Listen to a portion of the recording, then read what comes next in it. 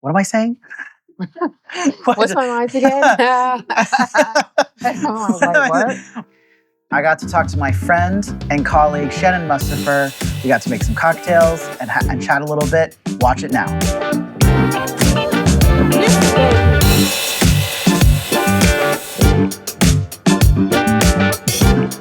I'm going to make, actually, I have no idea what I'm going to make. Shannon, what am I making? I'm here to guide you, okay? So don't be too worried. This is based on a template that you're very familiar with. It just has slightly different ratio, different kind of basic ingredients that are going to bring out the flavor of this rum. Okay. And make it a really fun cocktail. So, all right, let's do this. You ready? I'm ready. All right, what am I making? I'm going to start off with... Wait, what's the cocktail called? What are we making? It's a spin on a carajito. So for those who are less familiar, carajito is essentially a precursor to the espresso martini. So think of it as like a dark rum spiked with coffee, but here we're going to amend it with a different spice profile in the coffee syrup that we made for this, as well as like heavy use of bitters. Okay, let's do it. Let's do it. All right. Awesome. What do we start with? What do I start? 4 dashes of mango. Do I have to put ice in here? Yeah? I would say build the ingredients and then add the ice. And we'll talk about that later. Okay. Yeah, building. Everything in there. It's all spirit forward. Wow. Okay, we're building in the mixing glass? Okay, here we go. Building in the mixing 4 dashes? 4 dashes. So we're going a little heavy. Typically, you see like 2 dashes on the drink like this, but we're doing 4. Okay. Next, you're going to do 3/4 ounce of the coffee syrup. The coffee syrup. Which is going to infuse with cinnamon, cardamom, and spice. That kind of reminds me of like a Nola. Like a Nola coffee, almost a little bit. Like kind of giving that vibe. Okay, so 3/4, right? Correct. Okay. All right, 3/4 coffee syrup. You're almost there. Okay. Now you just need a 1/2 ounce of your simple syrup that I see you. 1/2 ounce of simple syrup. Lovingly crafted. Yes. That's why you should. And I'm guessing that's a 1-to-1 ratio? It is a 1-to-1 ratio of cane syrup. Yeah, okay. Good to know. So next. Main star. Okay. Rum dos Madeiras 5x5. So that's a blend of rum from Barbados and Guyana.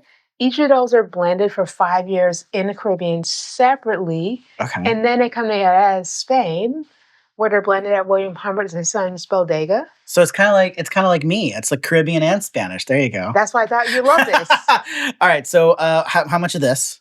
2 ounces. 2 ounces. 2 ounces. I mean, if you want to be that kind of guy and go beyond that, that's on you. Okay. 2 ounces. We've got 2 ounces of the rum in here. Okay. Now time to stir to chill. All right. So adding some ice cubes. I think you know the drill here. I think so. I think I can handle that. The last time I checked. All right. And then stirring? Stir it until it's chill. We use ice in cocktails to blend the flavors and to open them up and bring them to light, the same way chefs use heat to do the same thing with food, right? That's so when really, you apply, so that's really cool. Yeah. That's a really cool way of thinking of it like that. Okay. I think that's pretty chilled. I don't know. I'm not seeing the chill, man. Okay, fine. It's up to you, but the colder the better, because once you start consuming the beverage, it is going to warm up, and so you want it cold before you get started. So have those flavors open. All right, that's pretty chill You to the feeling touch. it? I'm feeling it. I'm feeling it. All right. Okay. Okay. And then we're just pouring. I'm just ready for this drink. I don't really have to tell you much to do after this. Now, because we're taking this and serving like an old-fashioned, we are going to give a bit of an old-fashioned treatment to it via express lemon peel. And then you have a choice of garnishment over here. We got some banana chips or some coffee grounds. So let's do a banana chip. What is your inspiration? I'm feeling a banana. What flavor do you want to highlight in the rum? And I think banana is an excellent choice. Plus it looks Boom. Look at that. I'm so good at this. And this is the Shannon Mustipher twist on the carajito. Let's see how we did. First. Yeah, let's see how I did. Well, it looks amazing. Looks can be deceiving. Smells delicious. Well, let's find out. Let's find out. Yeah? Does it work? Oh, thank God. This could become a problem. Okay, cool. You know it's what? a little too easy.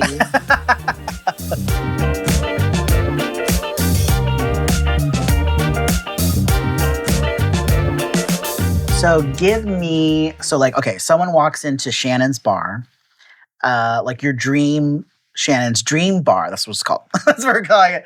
What does the customer feel like? What does that experience look like? If I were to walk in, what does that look like?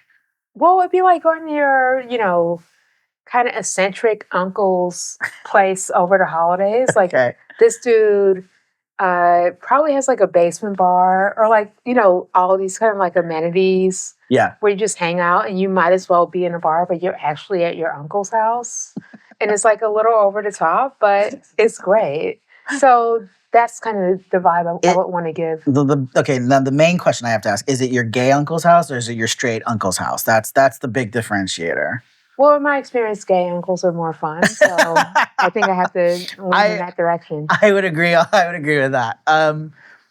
So if you were to pick a movie and a cocktail, and you had to only drink this one cocktail and watch this movie, that was the only cocktail you could have while watching this movie, what would it be? I'm a big Hitchcock fan. Okay. And I love Rear Window because you have this character observing like these like odd activities. He's immobile. He can't really do anything about it.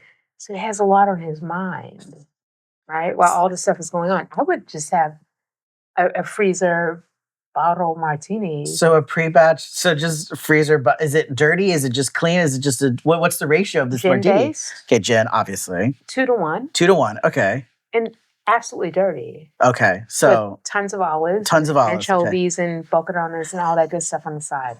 That's you know what? Now Maybe that some you popcorn. when you say that the cocktail in the movie makes sense. Like honestly, like it's I think a pre-batch martini is pretty voyeuristic. That's a pretty yeah. I'm saying the man is in a wheelchair, right? So he doesn't really have a lot of mobility. So It's that's, pre-batch it. Yeah. it's very practical. That's great. You're stuck on a desert island. You can only bring 3 ingredients with you for a cocktail to make cocktails. What are those 3 ingredients? It's very easy. Yeah. Okay, we got sugar, Okay. lime, Ray Nephew overproof. And that's it? Ray and nephew overproof and sugar and lime. You're just making. You said 3 ingredients. Right? Yeah, that's it. That's all you can bring.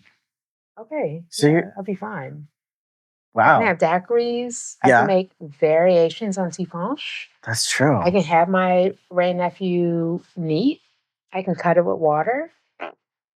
I mean, look, full disclosure, I'm a high ester, high proof, kind of unadulterated, untouched rum kind of girl. Is Ray Nephew is rum fire or something in that line? Just love how saying, it's- I'm just keeping it elemental. I love how it's Ray and nephew and rum and fire. The two that you would like, that's your goat. That's what you would bring to a desert island. It's real though. That's I feel like that's you in a nutshell right there. I feel like just straight Ray and nephew, maybe a little bit of salt water from the sea, and that's it. I mean, guess what? If it really came down to it, Just Ray and nephew. guess what? I could probably devise some way to age my Ray and Nephew. If I brought aged rum, then I only have aged rum.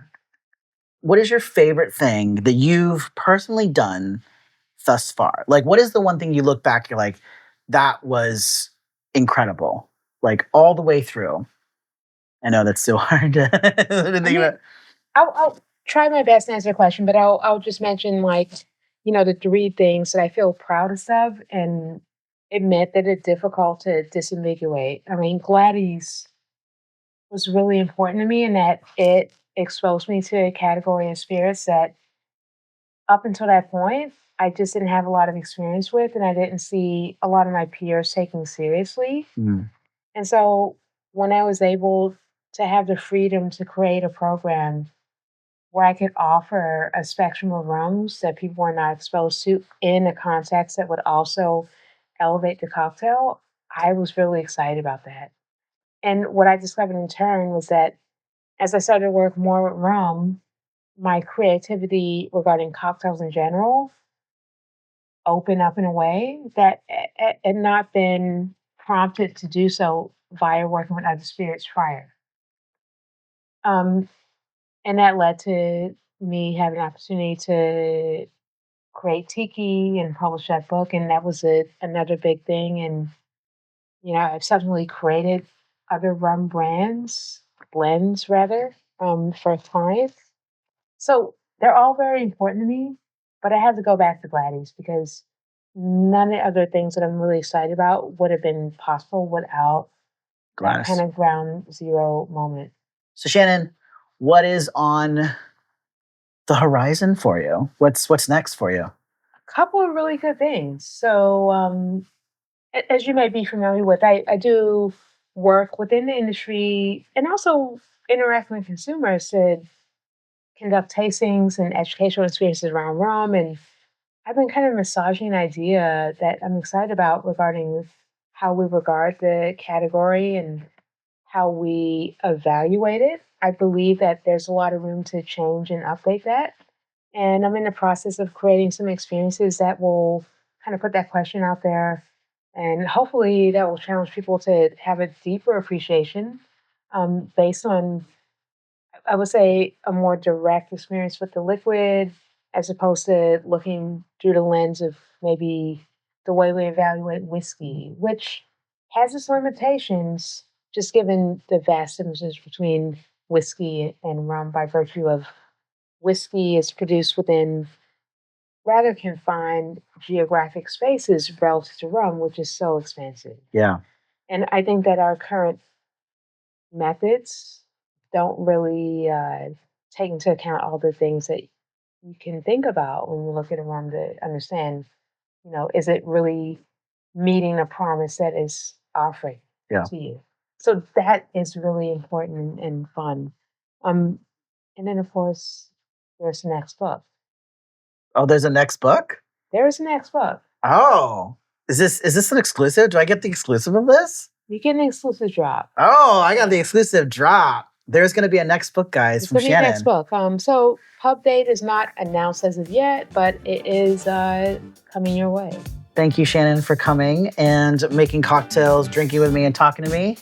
And hopefully, everyone will see more and check out Shannon. And yeah, I mean, it's always fun to hang out with you and It is. just explore the home bar vibe. It and, is. just chat all things cocktails. Cheers. Cheers. Salud.